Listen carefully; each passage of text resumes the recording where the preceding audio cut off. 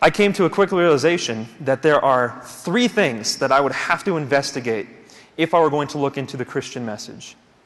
And those three things are, number one, whether Christ is Lord; number two, whether he died on the cross; and number three, whether he rose from the dead. I got this from Romans chapter 10, verse 9, where Paul says, if you confess with your mouth that Jesus is Lord, and you believe in your heart that God raised him, resurrection, from the dead, death on the cross, then you will be saved. Death, deity, resurrection. If Jesus died on the cross for our sins and rose from the dead to prove what he said, which is that he is God, then Christianity is true. And so we started looking into these things. And I came up with a quick conclusion about the New Testament. And by quick, I mean it took me a year. But I figured out that the New Testament is truly accurate to what it originally said.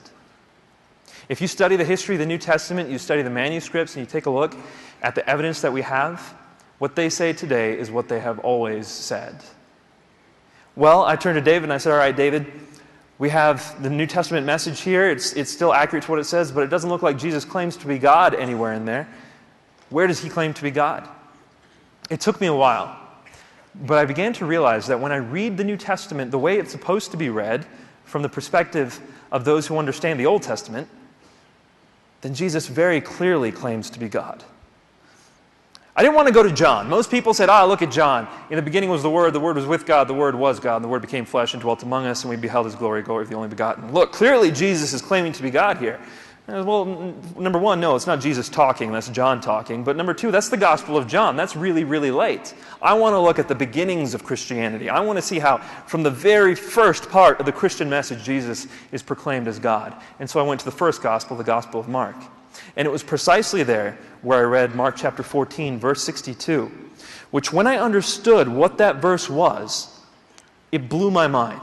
Here Jesus claims to be the Son of Man from Daniel. He claims to be the I Am from Exodus. And he claims to be the one sitting at the right hand of the power from Psalms 110, verse 1.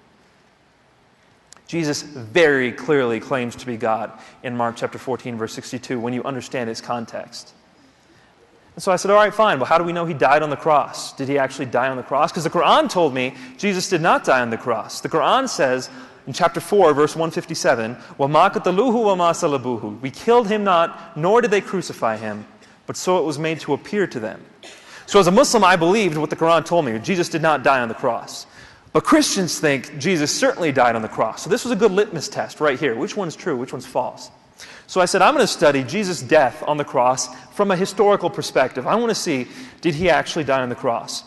And no matter how you look at it, whether you're an atheist, agnostic, Jew, Buddhist, however you look at it, if you're a historian and you're studying the evidence of Jesus' life, you have to conclude that he died on the cross.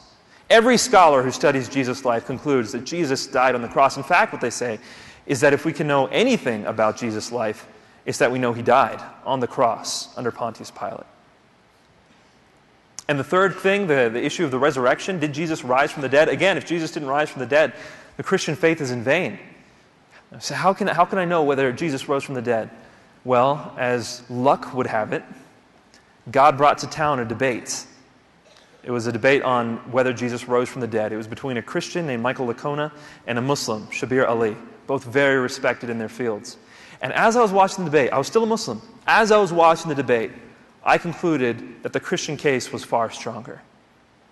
And I'm not the only one who concludes that. The argument that he uses, the minimal facts argument, an atheist by the name of Michael Martin, he's a very well-known atheist philosopher, says that the minimal facts defense for the resurrection is the strongest defense for the resurrection that has ever been provided in history.